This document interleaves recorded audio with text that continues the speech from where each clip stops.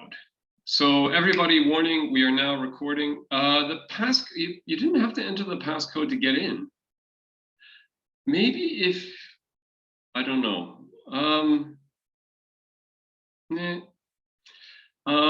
Extra, I don't know, maybe if you don't have the link, you can enter it, I don't know. So I only started using Zoom webinars. Sometimes it's asked me, okay, yeah, sometimes when I've connected to stuff, I've had to use a passcode.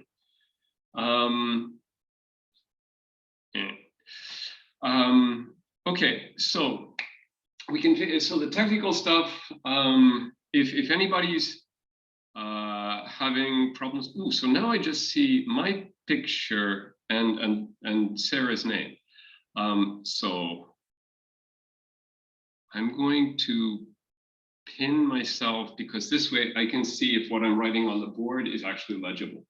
Everybody can see me, right? If you can't see me, please put up your hand. Uh-oh. 4.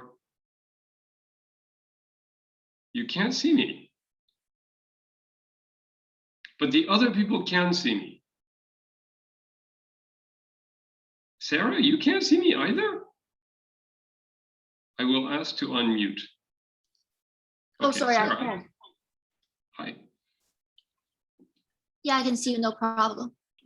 Okay, you can see me. Can anybody? Okay. So 2 people cannot see me. Huh. Are you? Can you check to make sure that you have the Zoom window on top? Not the the Zoom. Maybe it opens a different window. So like click through the open windows. So try to re-enter. Okay.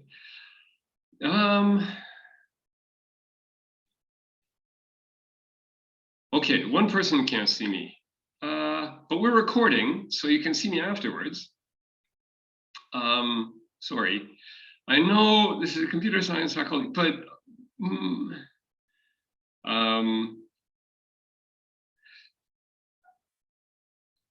I'm sorry. I have no idea how. But you can hear me. That's something. And actually, most of what I'm going to be saying today is just in the, well, it's going to be in the lecture notes, which I wrote about a week ago, so I've forgotten some of them. I read them over this morning. I'm going to be sort of improving it. Why is someone called No One? I don't know. Does anybody know the story of Ulysses and Polyphemus? Okay, never mind. Oh, thank you.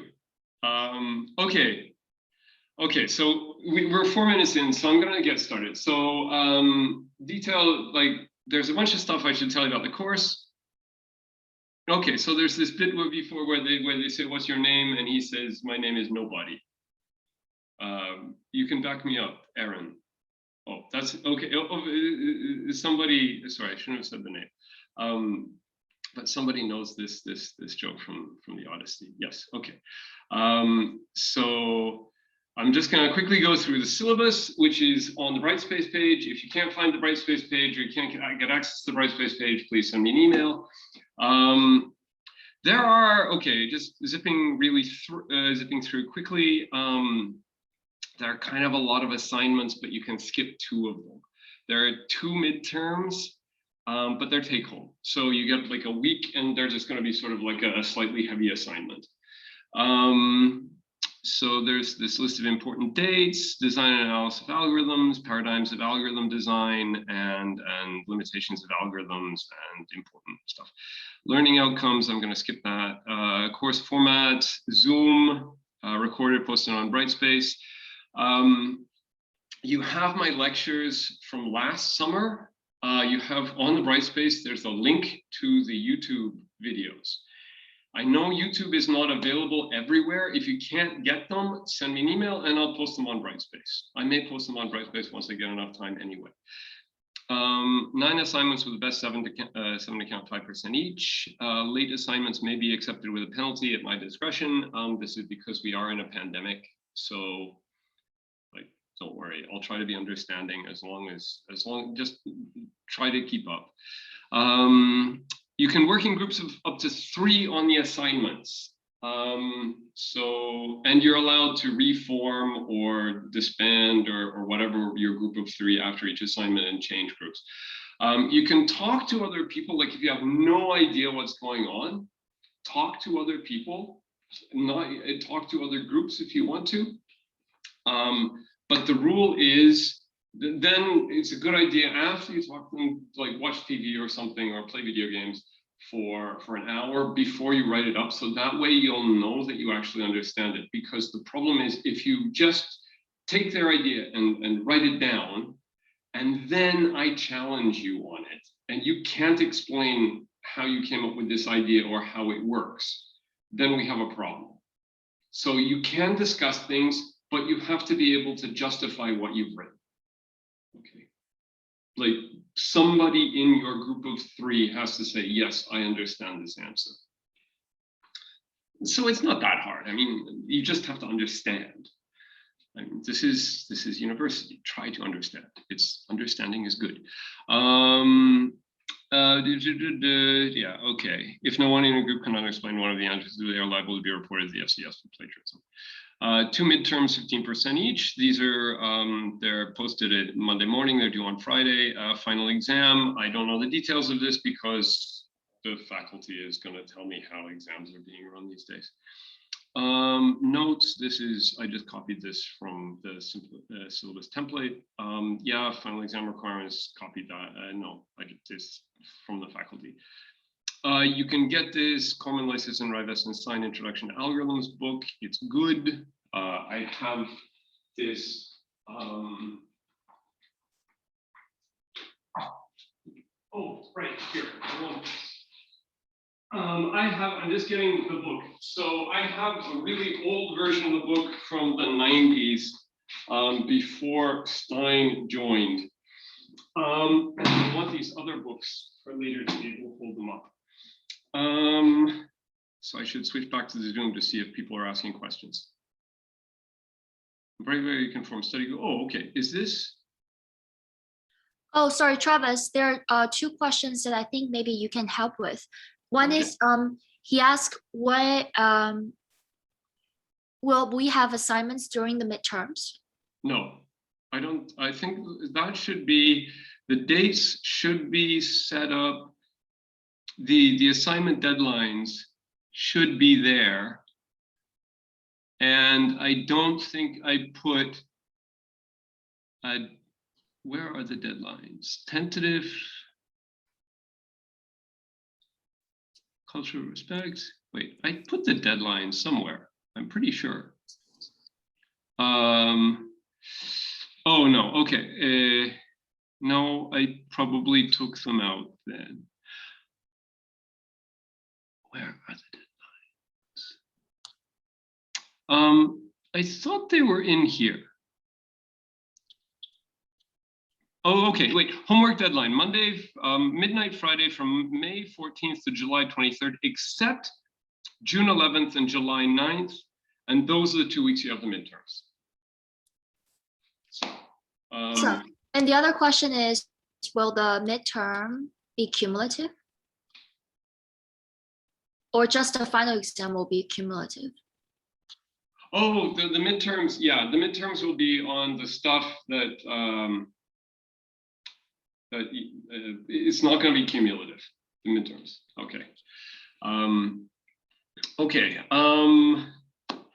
Okay, and the other important stuff that we have that I must not forget is we are on the ancestral and unceded territory of the Mi'kmaq people. We are all treaty people. Also, culture of respect. Be nice to each other, and don't cheat. And there's other important things in the syllabus about basically like how to be a good person.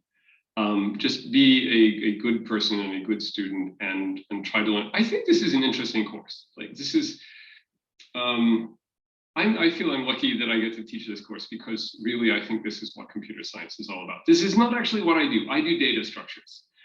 But deep down, I wish I were an algorithms person because algorithms are so cool. Data structures are very cool too. But you'll never take data structures with me unless I teach advanced data structure. Unless you hang around for grad school or something, I teach advanced data structures again. Because I'm doing data structures in the winter, and you've already got through 2110 by now. Otherwise, you wouldn't be here. Okay. Oh, Travis, sorry, there's another question. Someone asked, how will the midterm work? Will that be involving coding, or it will just be something like assignments? But like what, yeah. I'll post the midterms from the midterm from last year. So you'll be able to see, there might be some coding, some stuff. I mean, it's not going to be that heavy. I mean, nobody I don't think, I've taught this twice, and I don't think anybody has ever complained that the course is too easy. I've never heard anyone complain, but it's generally, but people generally, I think people more or less like it. And you learn, we hope you learn cool things. Okay, I should get teaching. So I'm going to turn the chat off, and I'm going to rely on Sarah to let me know if somebody asks something important. Okay, so this way I can't. So I still have one hand up. Shakir, you still can't see me? Oh no, okay, the hand is, okay, everybody can see me. So I'm going to turn the participants off so I can see full screen, so I'm not distracted.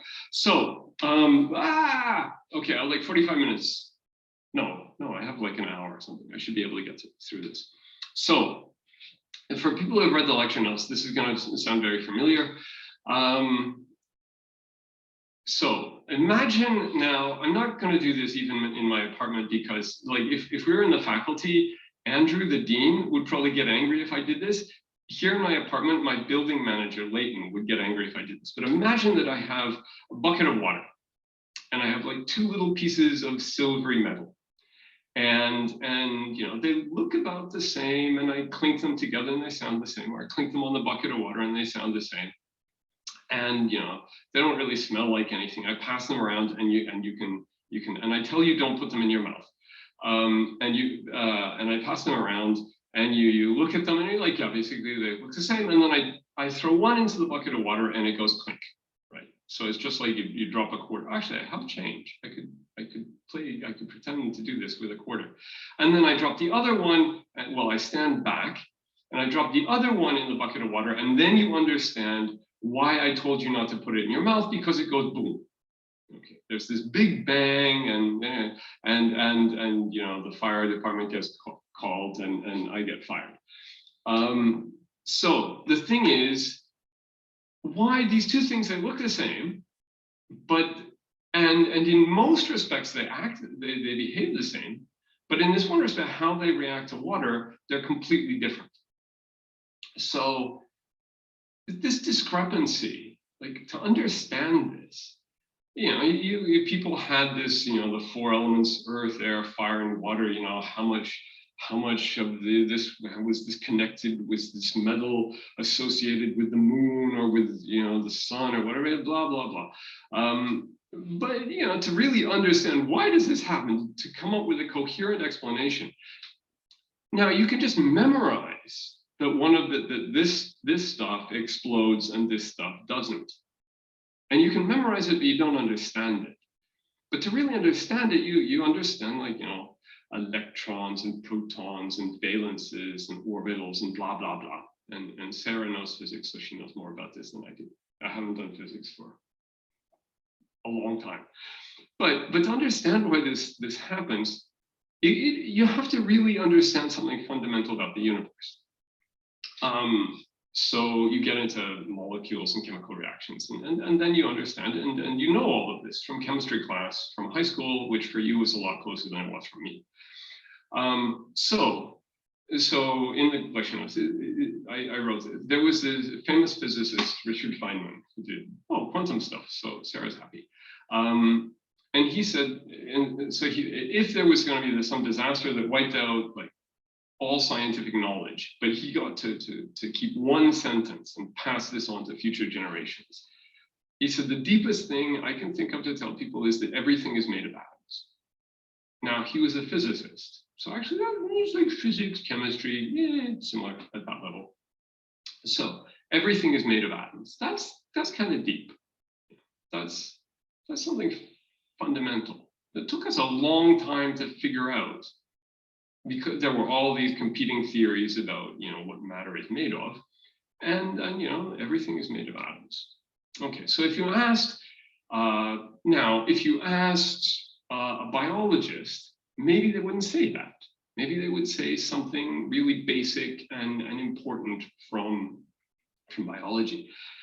So, if you consider the other sciences frequently had some idea for which usually they got persecuted. For example, the Earth goes around the sun. People got jailed, people got burnt at the stake. And that changed how we think about our place in the universe. So astronomy has like the Earth goes around the sun, and biology has like species arise through a process of natural selection. And what else did I list? Like psychology, I was a psychology student way back, and the deepest thing I can remember from psychology is that is the statement: the mind is a function of the brain. Right? Because for a long time, like you say, oh, I'm brokenhearted because people thought the seat of emotions and thought was the heart or the liver, or and it's like no, okay, it's the brain. So this is kind of the fact that this physical like blob is actually the seat of consciousness. It's so this incident where the guy accidentally blew the tapping iron through his head and it drastically changed his personality. The idea that something physical is actually the source of our consciousness it changes how you think about yourself. So this is where I'm actually going to need chat. People are asking me things. No, we are recording. No, there is no video before the lecture. There will be, we hope, there will be lecture notes before the lecture, but you're not expected to read them because I'll just be saying them anyway. The lectures are from last year and they're out of date because I got back from a trip and I was in quarantine for 2 weeks. And yes, they'll be recorded and then posted. And yeah, Phineas Gage, no relation. My last name has an I in it anyway. And no, actually I have a big scar on my head, but that's a coincidence. Okay, so okay, so I'm turning so now, okay, actually I wanted to have the channel because now you've been in computer science for several years now. You're in third or fourth year, maybe.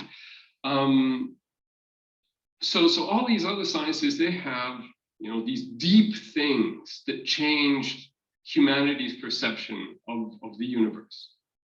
So we have lots of stuff. Think about it this morning. We have lots of stuff that has like deep in it.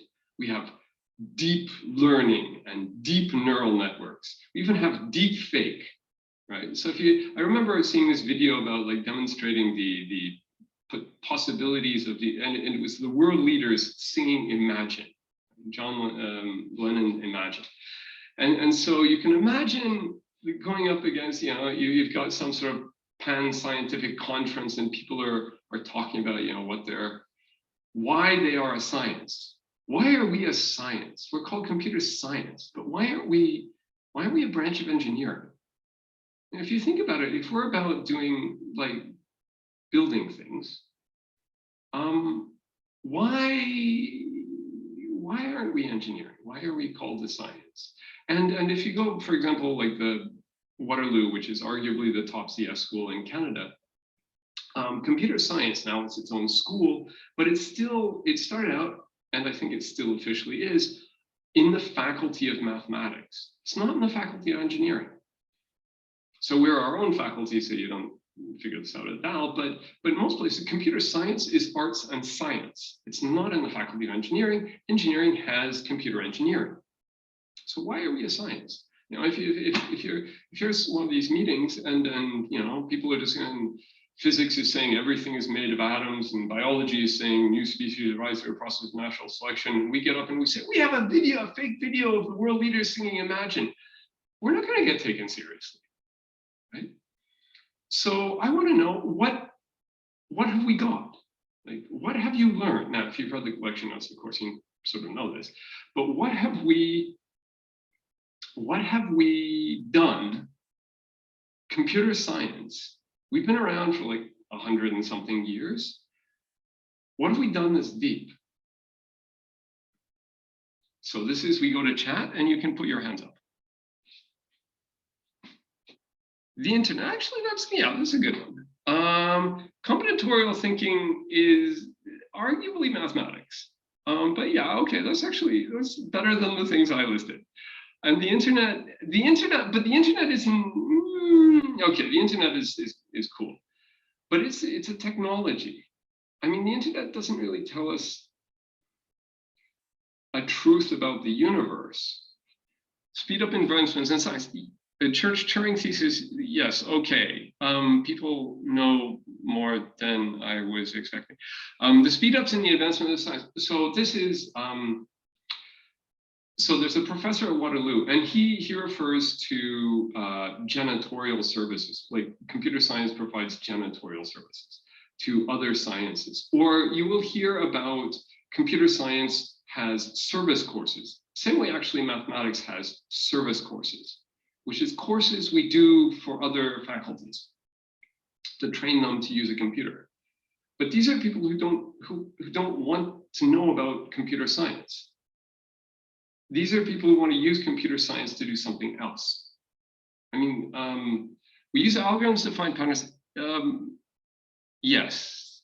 Okay, so this is, your suggestions are deeper than what I was suggesting, which was like Moore's law, and there's one called Brooks, the thing about the Mythical Man month, about like if a project is late and you add more people to it, it gets later. It doesn't get faster because the cake is a lie. Yes, I've never actually played that video game, but I read the Wikipedia page. All your bases are belong to us. Okay, the thing is, so what's deep? What about artificial intelligence?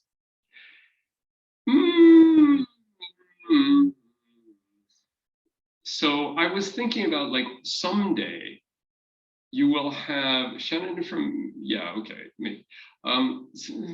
This is disturbingly good suggestion. Artificial intelligence, someday you may have the statement that whatever a human being can do, a machine can do better. Maybe. I'm not asserting that. And that, yes, that will change our idea. That will change how we view ourselves in the universe. But we're not there yet. Isn't AI stats?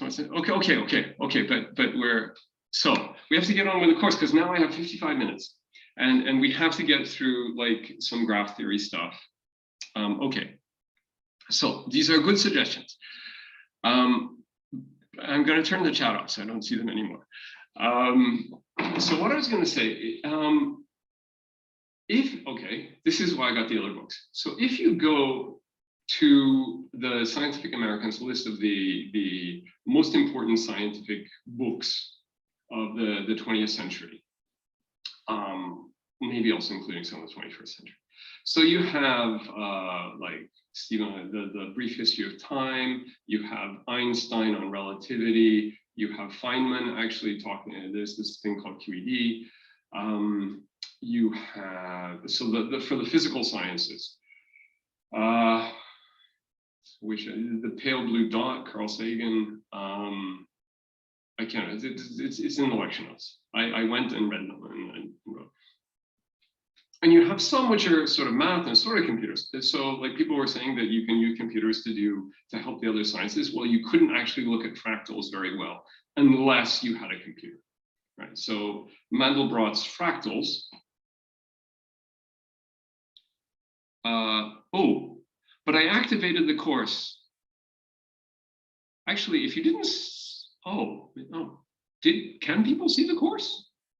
The Brightspace?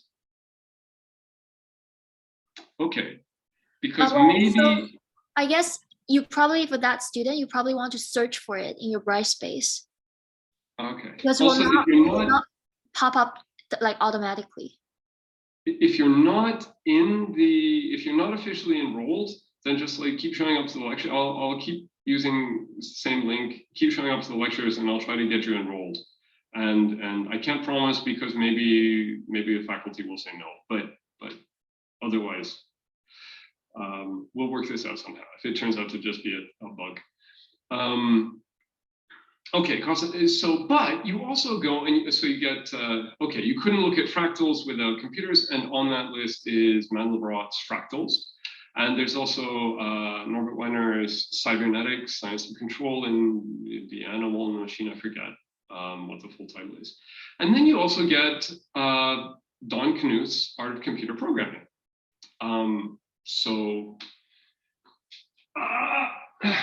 These. Now, actually, these look pretty big, but they're not the full set because after I bought these, I've had these for ages. There's now number 4, but I think there's actually volume 4A and volume 4 part A and volume 4 part B, and he's actually planning to do 7. I think now I think he's in his 80s now. So if you go, it's not just me. I'm not the only. He's sort of the Jedi master of computer science. And this is appropriate because he actually looks like Yoda.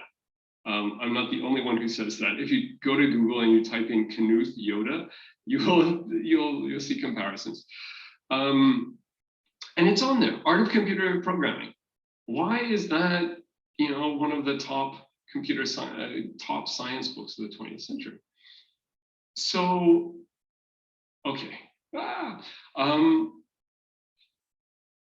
The sacred, yes, the very heavy text as well. So why? So people do consider us to be doing deep stuff, but okay. Why are we math? Why aren't we engineering? Why are we a science?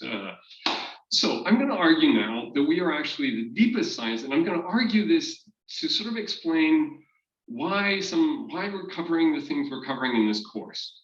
Because otherwise people keep saying like, why this is about algorithms, this is about learning how to do things. Why are you teaching us about these things that you're teaching us what we can't do? And it's like, well, yes, but for example, in physics, if you don't know why you can't go faster than the speed of light, then you don't really understand physics.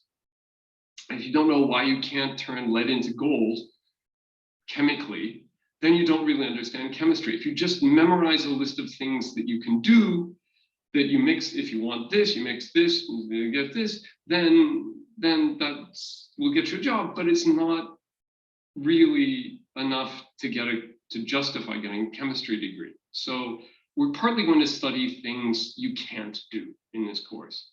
And now I'm going to explain why we actually started as the study of stuff you can't do. So in 1900, at the International Congress of Mathematicians, a famous mathematician called David Hilbert presented a list of 10 problems, which he later expanded to 23 problems. And he said, okay, these are the things that 20th century mathematics this is sort of the framework for 20th century mathematics. If we can answer all these things by the end of this century, the coming century, we've done okay.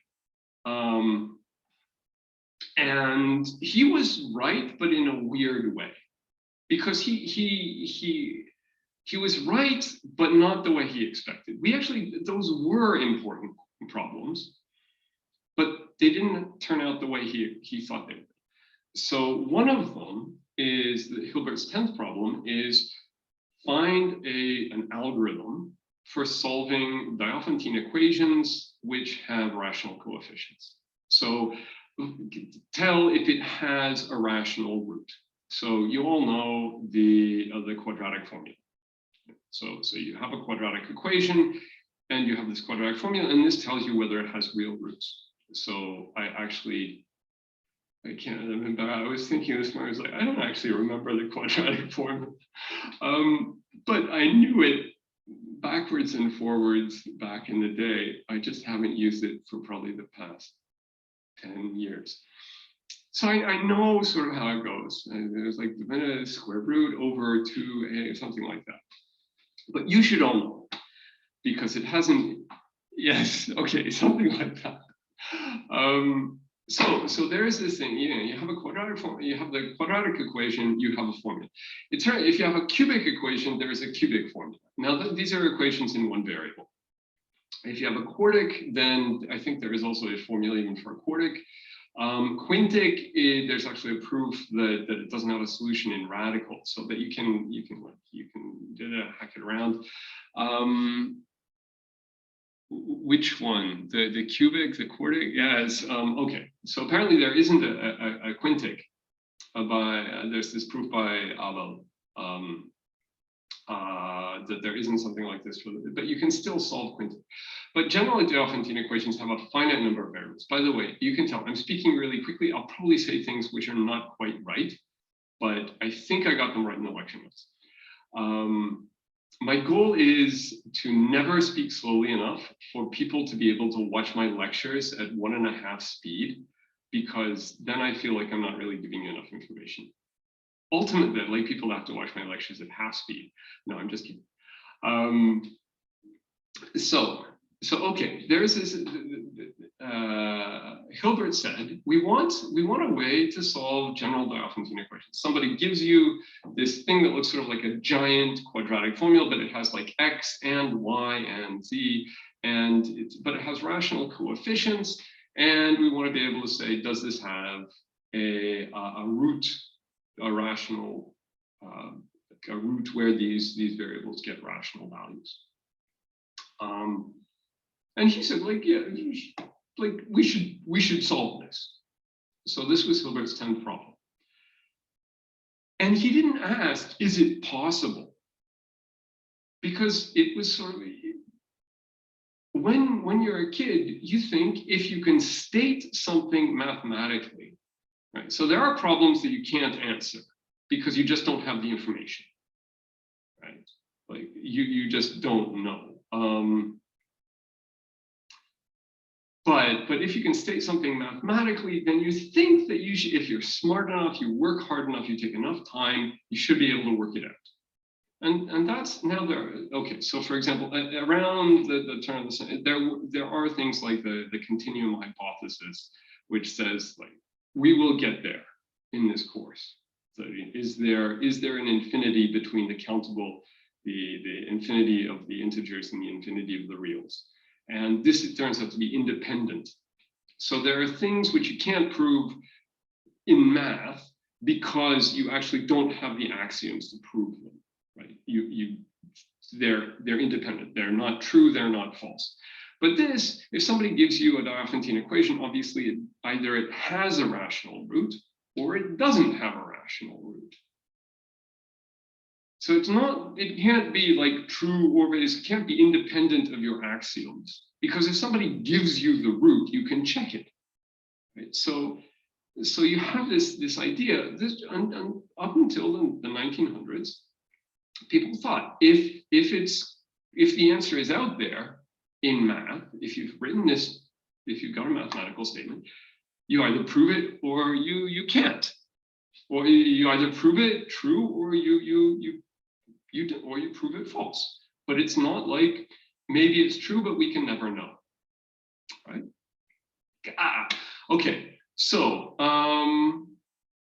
unfortunately, so in 1970, unfortunately for mathematics, in 1970, this guy Yuri Matyasevich, he showed that that there are Diophantine equations that you can't decide whether they have a rational root or not. And to do this, he took this idea of something called a Turing machine from Alan Turing. So Turing had shown that there are things you cannot compute. And why do you need this weird thing called a Turing machine, which some of you have probably heard of? Well, it was just, in order to prove what a computer can't do, you need a formal model of a computer. I can't just say my laptop in front of me is a model of a computer, because maybe if you add more RAM, then it can do something it currently can't do. But you need this general model of a computer that say anything that any computer can do, this can do. And if this, and anything this can do, so this is sort of our model, a mathematical model of a computer. That's all a Turing machine is.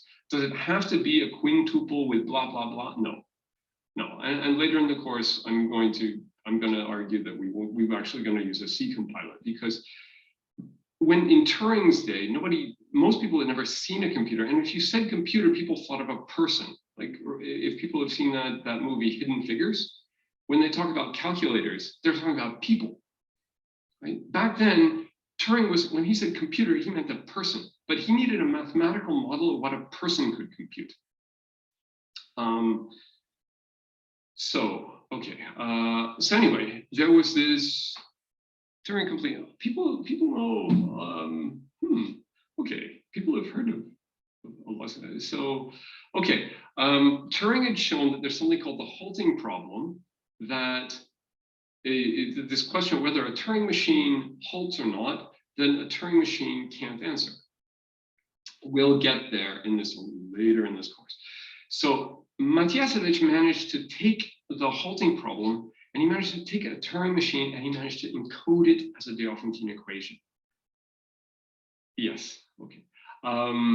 So this meant that if you could determine whether the de Lafontaine equation had a rational root, then you could tell whether or not a Turing machine halted or not. We knew you couldn't do that. So it showed that actually this thing that mathematics really wanted, they wanted a general algorithm for de Lafontaine equations. They couldn't have it.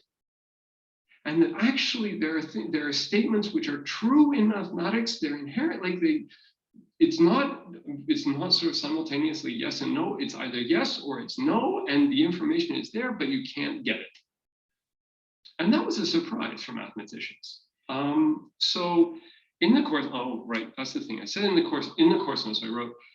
We're the deepest science because if you want to understand psychology, you really have to understand biology. If you want to understand biology, you have to understand some chemistry.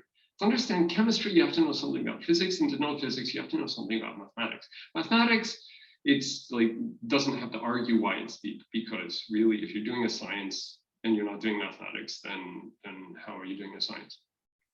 But we were the ones who told mathematics that they couldn't have something they wanted. So we changed the course of mathematics. So Turing, the main prize in computer science, the Turing Award, Turing did incomputable numbers. And the Turing machine is to show that there are things that cannot be computed, and he did this sort of an answer to Hilbert's program. Now, sorry, my brother tells me I shouldn't clap my hands in these videos, but it's sort of instinctive. So now I want to say, so at the end of the 20th century, I'm probably forgetting stuff in the courses, but at the end of the 20th century, there were 7 problems in mathematics the Clay Institute posted with $1 million prize for each one. And so they're like the Poincaré conjecture and the, I know these, but I can't remember while I'm standing in front of you. And well, I have like 40 minutes left. But one of them is P versus NP, which is this question, which is a question in computer science of not, is it, because, yeah, we solved like possible and impossible. So the halting problem is impossible. And so this was sort of our triumph and why we get to call ourselves a science. This is the Turing source of fame, also stuff like that. We're going to talk about that in this course, but it doesn't come up so much because not very often in real life are you actually faced with something that's impossible. You're just faced with something that's hard. So remember that possible, impossible is to get you a feeling there are things you can't do, not now, not ever. But the easy versus hard, it's much more common in computer science that you want to do something and it turns out that it's possible. You can tell it, I mean, it's obviously it's possible, but it's just hard. And that's sort of the big open problem. And this P versus NP problem, if you answer it, you get $1 million from the Clay Institute, but like, okay. I don't think that's probably not the main reason you're going to go for this. So to give you an example of this easy versus hard, I'm going to talk about some graph theory. So you've seen some graph theory, I think, in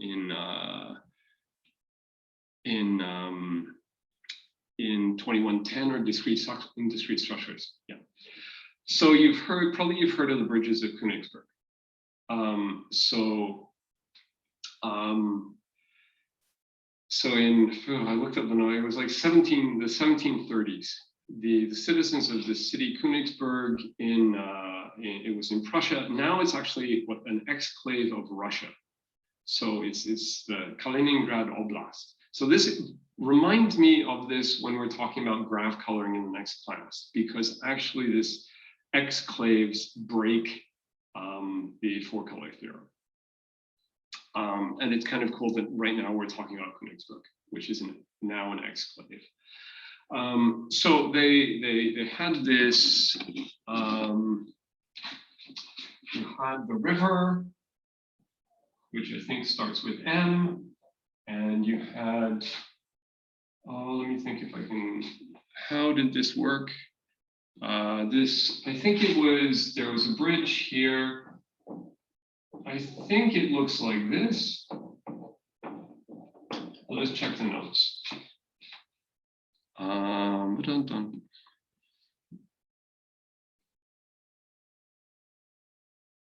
No, okay, not like this, like this. Okay, really? Oh, maybe I've seen it flipped around. Maybe I've seen it the other way. Yeah, I like it. I like it the other way. So I'm just going to reverse east and west.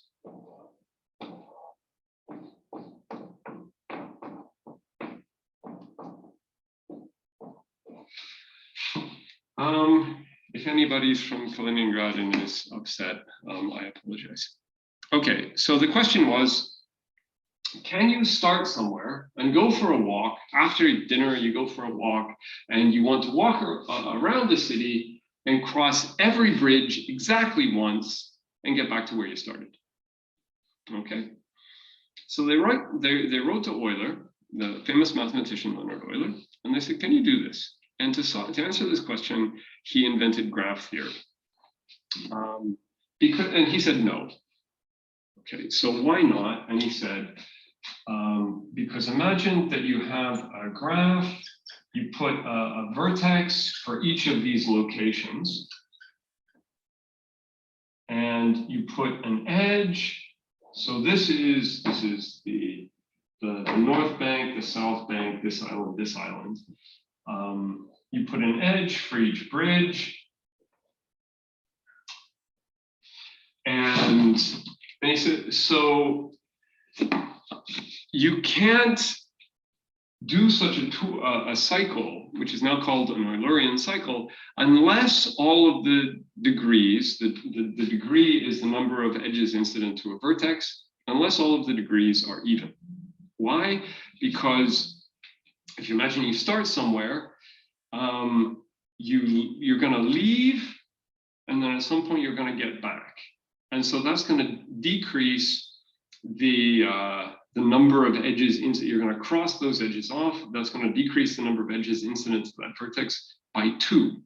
Right? And for every other vertex, at some point you're going to arrive, and then you're going to have to leave. So that's also going to decrease the degree by 2. So all of you can only sort of decrement the degrees by 2. So if you're going to cross off all the edges, well, everything had better be even. Okay, so that's obviously a necessary condition. So it's necessary for you to be able to do this. The graph has to be connected. You have to be able to get from anywhere to anywhere else. And all of the degrees have to be even. If you don't care about getting back to where you started, then it's not an Euler cycle, it's an Eulerian tour. And then it's sufficient, all of the degrees have to be even except for 2 of them. okay? And then you have to start at one of those and end at the other. Okay, so that he showed, so it's obviously, it's fairly obviously a necessary condition. I mean, he was a genius, so it was like, now we look at it and think, yeah, okay, now that he pointed out, it's obvious. But it didn't occur to the citizens of Königsberg. But then he also showed that it's sufficient. Okay, so he found an algorithm for finding an Eulerian cycle if the graph is connected and all of the degrees are even. And how does this work? So I believe if you take one of the bridges away from there and put it here, so that's like changing this to this, and this is now 1, 2, 3, 4, 1, 2, 1, 2, 3, 4, 1, 2, 3, 4. Okay, so now it's even. Now all the degrees are even. So this should be Eulerian. This graph should be Eulerian. There should be an Eulerian cycle.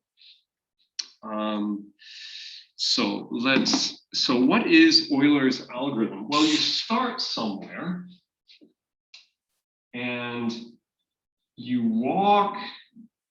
And then, so you start somewhere, you choose any edge, any of the incident edges, and then you get somewhere and you just walk around, and you don't care. And now I get back here, and maybe I'm gonna stop, but I still have out edges, so maybe I'm not gonna stop. And I'm going to go like this, and then I'm gonna go like that, and now I can't get out of here, okay? I'm trapped. I've crossed. Is this sufficiently high resolution that people can actually see what I'm writing? Yes. Woo! This is why I'm paying this ridiculous amount for a Zoom subscription. And actually, because there are 130 people in the class, I'm paying for the 500 attendee Zoom subscription. I will drop back to 100 unless people start coming to class. Okay, yeah, because I was trying to do this with Panopto and Collaborate Ultra last summer, and nobody could see anything. And I couldn't figure out why, because my black marker is kind of dying. I will get a new one. I will get more markers for next week. Okay, so but the main thing is, so if you start here and you go around, I've done this, now I'm stuck here. But he says, okay. No, it's not. Not for, I'm like I said, I'm not super technical. I like whiteboards, like they're big. So you take these edges away. Well, by that argument that we've this cycle that we've just deleted had to visit everything, had to decrease the degrees by 2, right? So I had to get back to where I started. Okay, so the dots correspond to these locations. So these islands actually have names, but I forget what they're called. So this is South Bank, North Bank,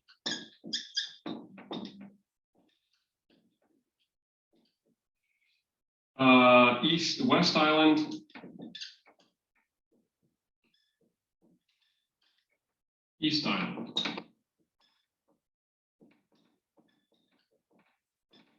And remember, we knocked down this bridge and built another bridge to the East Island. So now you can actually do this tour. So the idea is, if you do this walking around, well, everywhere where you arrive and leave, you've decremented by 2.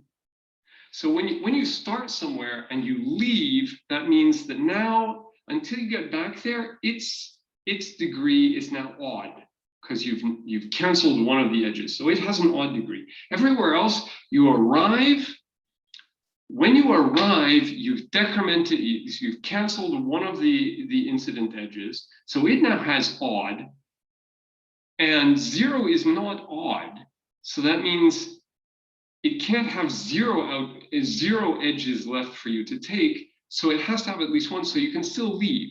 The only way you can get trapped at some vertex where you can't leave is when you get back to where you started. Don't worry, this problem is not actually, this is not it's a little bit of course on graph theory, but this problem is not central to the course. I just want you to understand that he came up with this argument. So the idea is you go for this walk, you can't get stuck until you get back to where you started, and then you can get stuck. So, but then maybe you haven't covered everything. So you have some other part of the graph like this, and then I'm going to, you choose some vertex that still has edges, and you go for a walk, and you do the same thing. You have to get back to where you started, and then you cancel those. So now I have a problem. I don't have a single tour. What I've actually come up with is a plan that if you start here and you go for the red walk and you end up back here, they're on Brightspace. Lecture notes are on Brightspace. And then you teleport to here, then you can finish the walk and visit everywhere. And then you teleport back. So the Euler's idea is you take the red walk. All the markers fall down. So the red walk was here and back and down and up and here. And you go around this until the first time you get to, I can email them to you. Send me an email and I'll send you the lecture notes. When you become incident to here, you stop doing the red walk and you do the green walk. And then when you get back to where you started, well, then you take up the red walk again. So your tour is actually blue, blah, blah, blah. Okay, I'm going to do this in red. Your tour is actually start here, go here, and then go here, come back, go here, go here, go here, go here, and go here. And wow, it's an Eulerian tour. It's in the lecture notes. It's if you're really super interested, there are probably, I don't know if we have courses in graph theory. Math should have courses in sorry, this some people say tour and cycle, and some people when they say tour, they mean it doesn't have to get back where it started. We have graph theory, great. If you really care, take graph theory. But why I'm saying this is, so this was hundreds of years ago. This was 1730s. Fantastic, yay.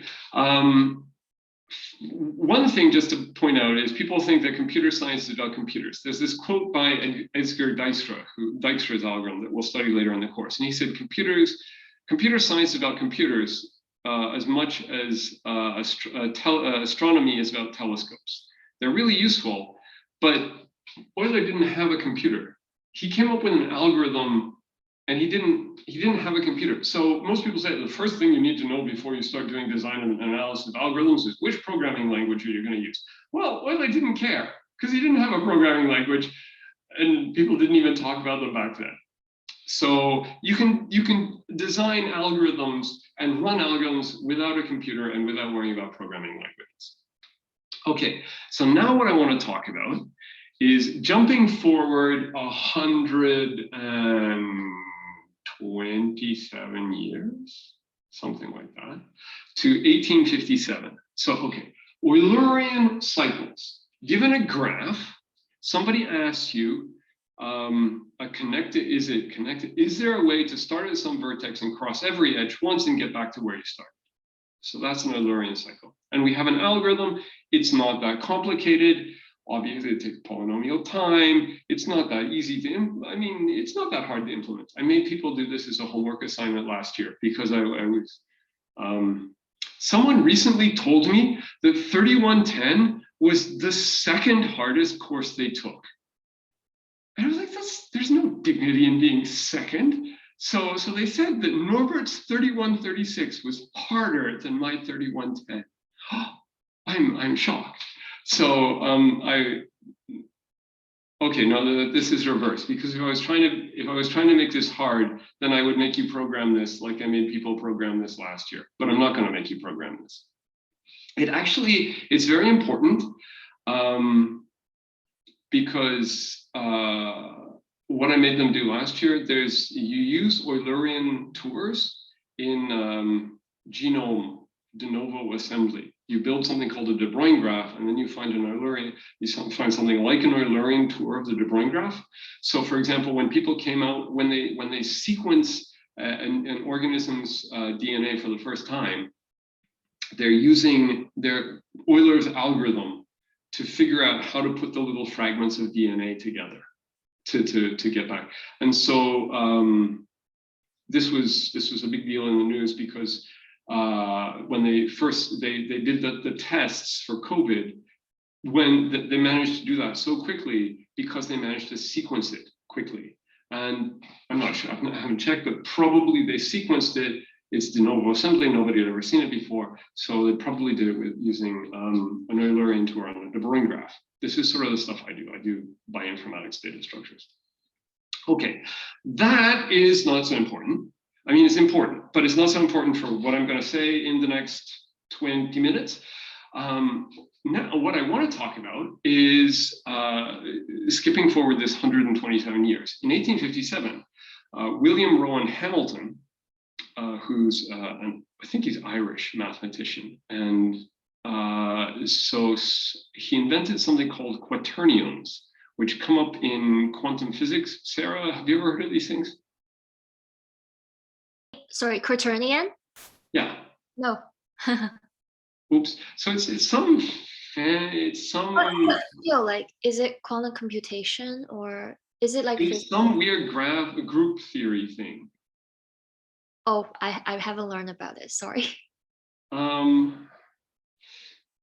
Really, it's used in like complex numbers but wackier. Okay. I have heard of them. I don't think I ever knew what they were. So okay. It's something, yeah, it's like a matrix, but something. Like complex numbers, but with 4 dimensions instead of just, yeah, maybe. I'll take your word for it. Yeah, I mean, it sounds vaguely familiar. Okay, I never really knew what they were. But okay, so he's famous, he was good, he managed to do fancy stuff. So he was studying this problem of given a dodecahedron, is it possible to walk along the edges such that you visit every vertex once and then you get back where you started?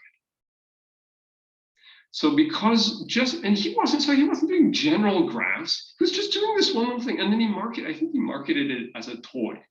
This was called should be called the, maybe I'm wrong in the collection notes and it was an icosahedron or something. Anyway, it was a solid. It wasn't just a polygon. So this is why we call this the equivalent thing to an Eulerian cycle is called a Hamiltonian cycle. But instead of trying to cross each edge once, we try to visit each vertex once, right? So, yeah, okay, natural counterpart. So these are like our 2 little pieces of metal. They sound the same, they smell the same. If you put them in your mouth, they might taste the same for the fraction of a second before the one like exploded your tongue. But they're not the same, right? Because the people sent a letter to Euler and he was like, oh yeah. And then he invented graph theory and he solved it. Now he was a genius, but like one person in like one letter, quick, done. Hamilton proposes this, gives a solution for this one tiny little instance, but does not give a general algorithm. I mean, okay, so the general algorithm is like try every possible cycle. So yes, when we're talking about like, is this possible, impossible, this is clearly possible, because how many possible cycles are there? If I give you a graph on n vertices, there are at most n factorial, I think. Yeah, there are most n factorial possible cycles to consider. So you can check each one in like linear time-ish. So it's going to take you like n factorial n times n time. So it's clearly possible. But can you do it quickly? So since 1857, nobody has ever found a fast algorithm for determining whether or not a graph has a Hamiltonian cycle. I mean, so small graphs we can handle. Certain graphs, for example, if I give you a cycle, then clearly it has a Hamiltonian cycle. So some graphs we can do. If I give you a path of length more than 0, I think, then it does not. It has a Hamiltonian dwarf starting at one end and going to the other, but doesn't have a Hamiltonian cycle. So small graphs, certain kinds of graphs, so it's not always hard. But in general, nobody's come up with an algorithm that runs in polynomial time that does this. And so you're like, okay, so this looks easy. And this, which I haven't bothered to draw because I don't know how to draw an icosahedron or a dodecahedron or whatever. So Eulerian, easy. Hamiltonian, we have no idea. Possible, but seems hard. Okay. So you think, yeah, but maybe nobody actually tries to do this. Maybe it hasn't been solved because nobody cares. Only like a few mathematicians. But actually, so in the lecture notes, it says, you can imagine that if I have a, you're going to see why if I have, for example, Toronto and Montreal and Halifax and a bunch of other places. Right?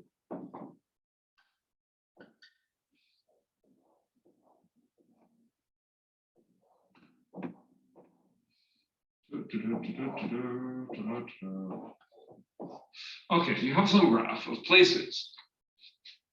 And now you have distances on this graph. And you have some delivery truck. And the delivery truck has to deliver stuff in all of these places. So it's going to leave your warehouse in Toronto, and it's going to drive around to all these places, and then it's going to come back to Toronto having dropped off everything. Okay? So you want the truck to drive the least distance possible. Okay, so this is actually something in logistics. People spend money on this kind of stuff, like minimizing the distance, the fuel consumption, blah, blah, blah. So you can, but suppose that we consider the easy special case where all of these distances are 1. 1 what? I'm not sure, but 1 something. Okay, then you say, what's the shortest? So in general, you say, what's the shortest path that will go around and get back? But in this case, the shortest path, if you have n cities, well, you're going to arrive at each city and leave. So you can't, if you can arrive at each city and leave, and you have a Hamiltonian cycle, then you're going to spend exactly n. The total distance is going to be n. If and only if the graph is Hamiltonian.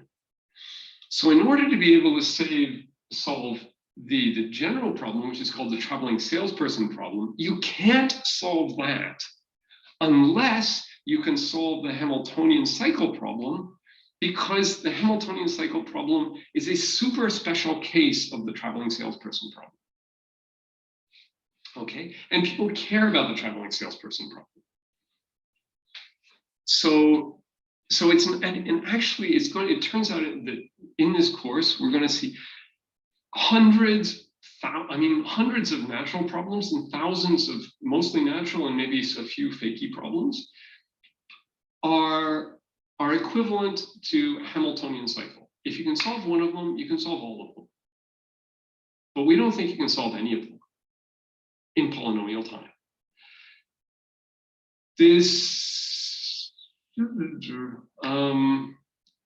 So people were talking about the Church-Turing thesis. This gets into the strong Church-Turing thesis that anything you can do in polynomial time, you can do in polynomial time on a deterministic Turing machine. Okay, so wow, I have all this extra time. Let me just look at the course notes. I have also 30 questions. Oh no, those are still about quaternions. Let me look at the course notes. So I think, is there anything, probably lots of stuff I've forgotten.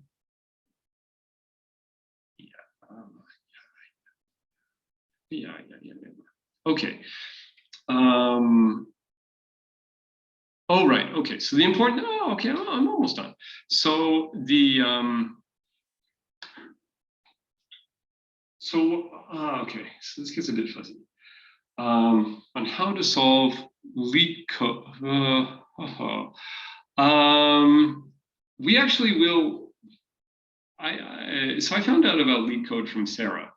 And then I was pointing people, because algorithms and programming, they do really go together. You get better at algorithm design by programming stuff. And you also get better at programming by learning how to design algorithms. So if you do coding competitions, it's usually not just, the hard ones are not just programming. They're actually figuring out which algorithms to use, designing your own algorithms. You don't have a lot of time to design your own algorithms. But yeah, so I think the ACM ICPC is more connected to 3110 than to any other course we offer, I think. So one thing that I've found in previous years, people, so I show them a problem, I show them another problem, I teach them algorithms, and they don't really see the big picture. So do I care whether you remember Euler's algorithm? Not really. It's nice, but it's not vital. If in a few years after you graduate, you have to look it up, fine. Hamiltonian path, I actually in the lectures last year, I got the proof. I got one of the proofs about Hamiltonian path. I was trying to show something NP hard, and I showed it for directed, and then I couldn't remember how the reduction from directed to undirected goes. And it's really easy, but it's just hard to think when you're standing in front of a camera. So is it terrible if you forget this? No. I want you to think about this as, like it says in the lecture notes, this is like a tree, right? This problem of finding Eulerian paths is a tree. And this, finding Hamiltonian is another tree. And in the next class, we're going to see coloring problems because we love graphs. And so like one colorability is a tree, and two colorability is a tree. And it actually goes something like this. So you have, I don't know how much time I have, 10 minutes. And then this thing is going to, okay, so you have, where is my green? Okay. So you have,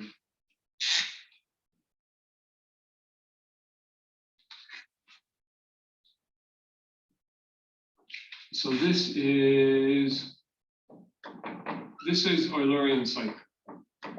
And this is one colorability. And this is this is two colorability, which nobody hears about because two colorability is just determining whether or not a graph is bipartite, right? So we'll talk about it in the next class. So this is Ham cycle. And this is three colorability.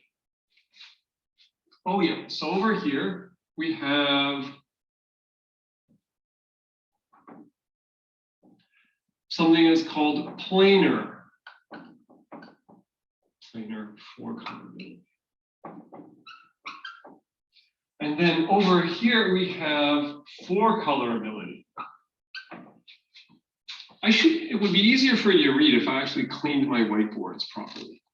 So we're going to talk in the next class, planar graphs can all be four colored, okay?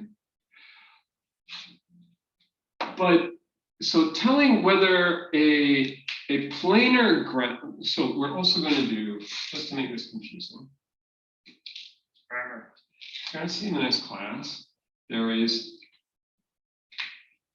planar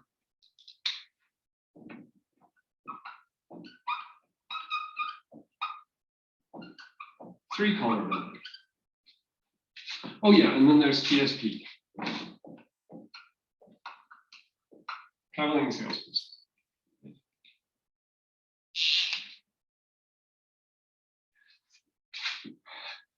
So determining whether any graph can be colored with one color, such that two vertices that share an edge are not the same color.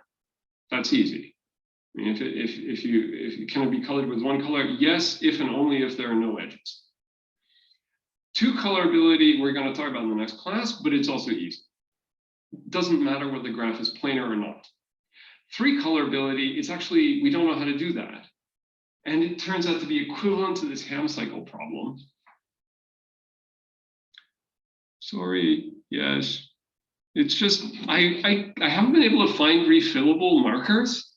So I used to be able to find refillable markers and then I could fill them up and then I didn't feel, but these are not, so I feel like I'm killing trees. Yes, I know where to get them. I can just, I'm on Gottingen, I can just cycle down Gottingen to Staples and, oh, I can get refillable ones on Amazon. Oh, okay. I'll have to, okay. Yeah, okay, so getting back to the forest.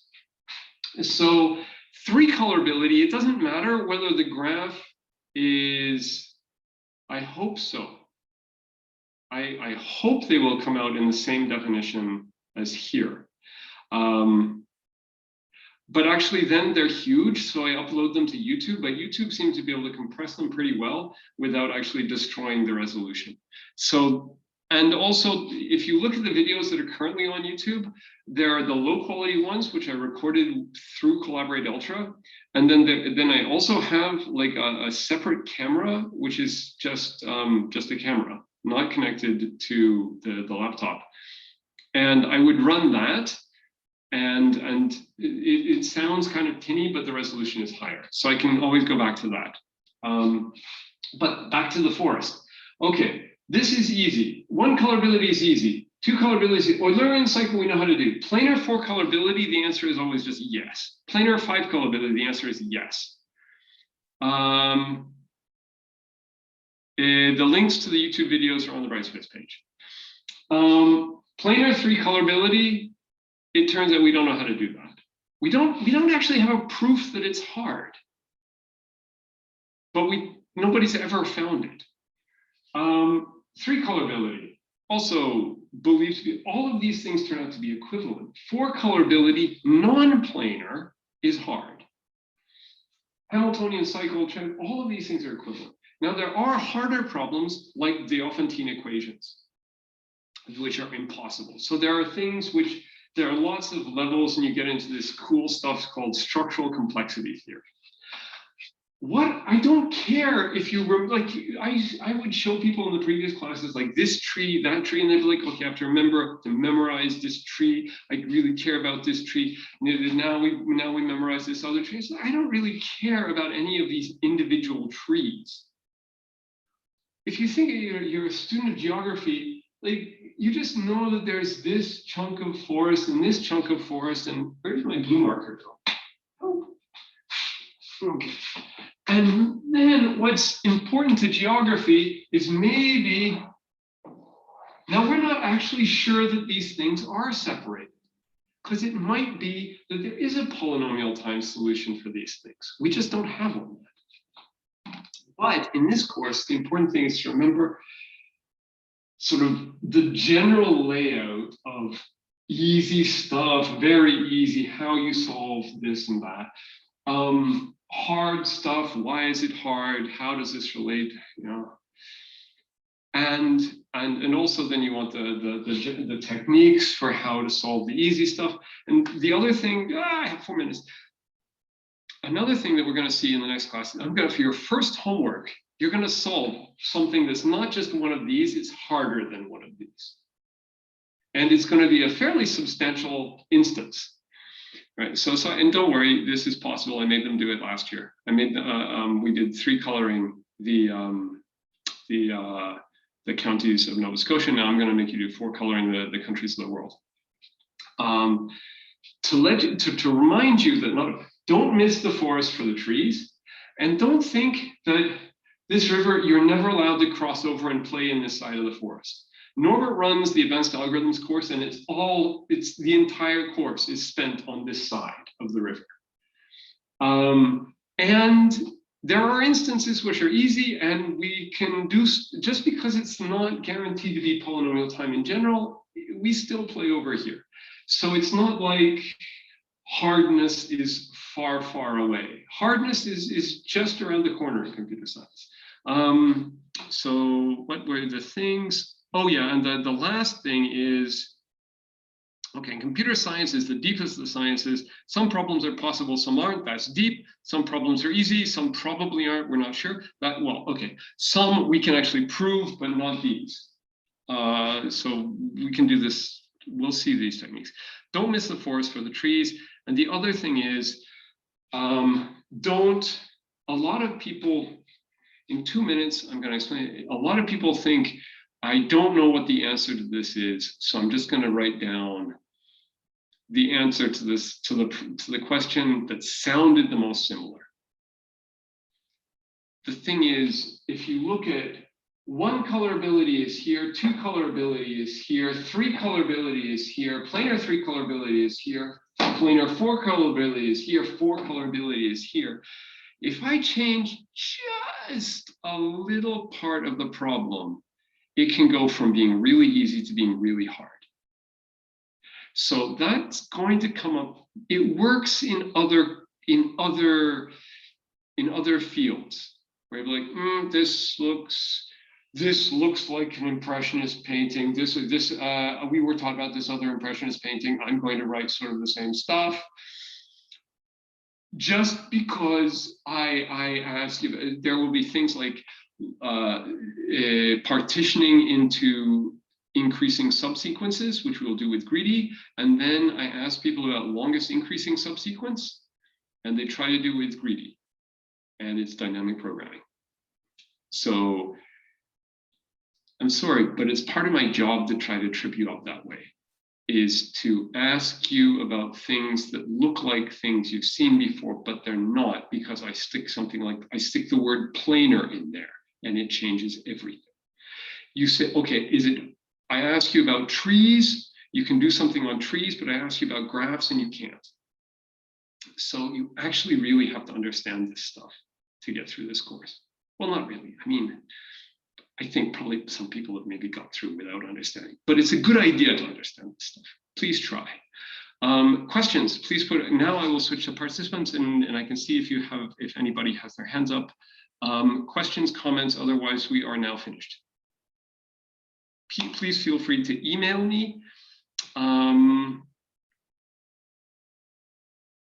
Otherwise, it's a beautiful, at least, I don't know where people are, but I'm in Halifax. It's a beautiful day.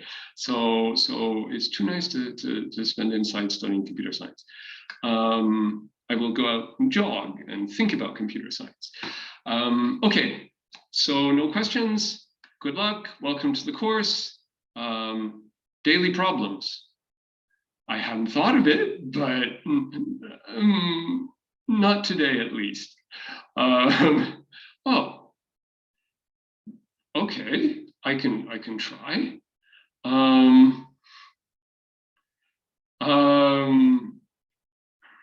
I can point to well, somebody mentioned LeetCode. I forget exactly what the domain name is, but if you just search for LeetCode and you want to practice this stuff, that's great.